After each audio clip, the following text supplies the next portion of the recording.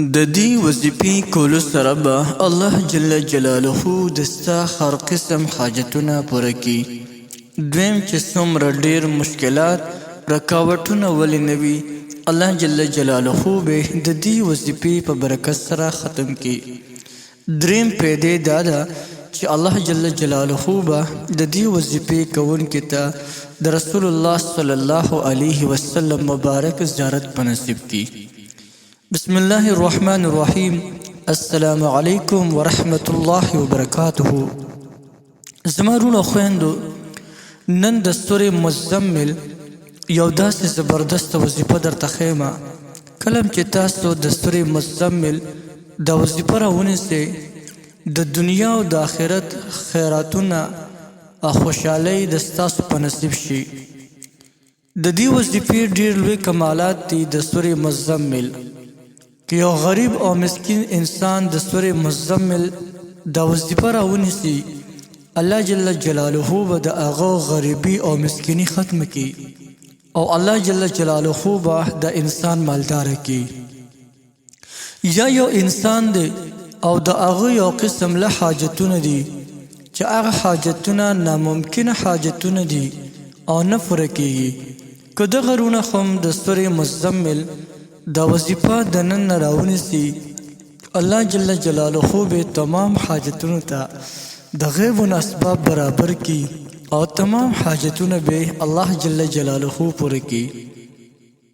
یا یو کس ته مشکلات او رکاوټونه د حد نه سیوا دي، یعنی کم یو کار کوي په هغه کار کې تاوان کوي دا انسان، یا چې کم یو کار کوي نو هغه د ده دپاره د پریشانۍ باعث وګرځي. یو کار نه کوي لیکن کله کله چې یو کار وکړي نو بیا په هغه کار باندې انتخابي ستومانه وي چې یاره دا کار ولې دومره خرابه شو. دغه وروڼو دپاره هم دا وظیفه ډېره زیاته مفیده وظیفه ده.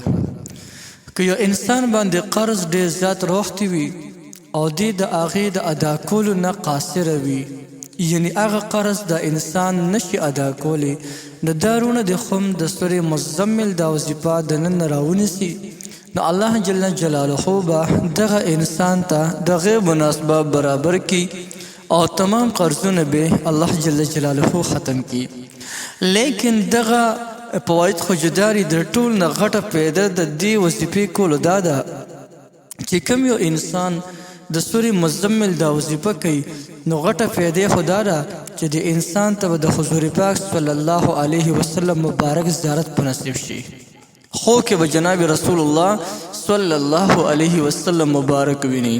او بعض حضرات فرمایي کم انسان چې د سورې مزمل وظیفه راونیسي او د دې هغه تلاوت کوي نو الله جل جلاله به ده باندې په ژوند کې د حرمینو شریفینو زیارت وکړي، یعنی د مکې مکرمې او د مدینې منورې، یعنی دی به چې دی د بیت الله شریف دیدار هم کوي، بالکل په ویښه باندې به کوي، یعنی هلته به الله تعالی بوځي او د حضور پاک صلی الله علیه وسلم مبارک د روضې دیدار به هم کوي.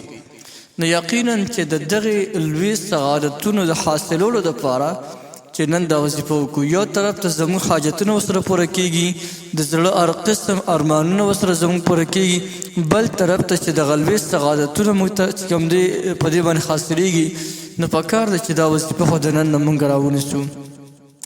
د دې وظیفې کولو طریقه ډېره زیاته اسانه طریقه ده. سمپل تاسو به داسې وکړئ چې یو وخت به مقرر کړئ، که د ماسخوتن د لمانځه نه پسې کوئ او که د سحر د لمانځه نه پسې کوئ، 5 کرته به روزانه د سحر وخت کې کوئ نو هم کافي ده. د سحر د لمانځه نه پس به 5 کرته د سورې مزمل تلاوت وکړئ او د هغې نه پس به د خپل حاجت دپاره لاس پورته کړي، یا الله زما د پلانکي حاجت دی، یا الله زما د حاجت پوره کړي. او که یو انسان دی هغه د سحر په ټیم کې وزګار نه وي، د ماسخوتن د لمانځه نه پس هم کولی شي، په یو ځان له ځای کې کښېنو 5 کرته دې سورت مزمل ووایي او بیا د هغې نه پس دی الله جل جلاله ته لاس پورته کړي، یا الله زما دا حاجت دی دا حاجت را پوره کی. ان شاء الله چې په لږ ورځو کې دننه به الله جل جلاله د دې انسان تمام حاجتونه پوره کړي وي. نو یو ډېره زبردسته او پرتاثیر وظیفه مې درته وښوله، نو بالکل تاسو کولی شئ. تاسو ټولو ته د دې مکمل اجازت دی، هر څوک د دې نه مکمل فایده اخیستلی شي.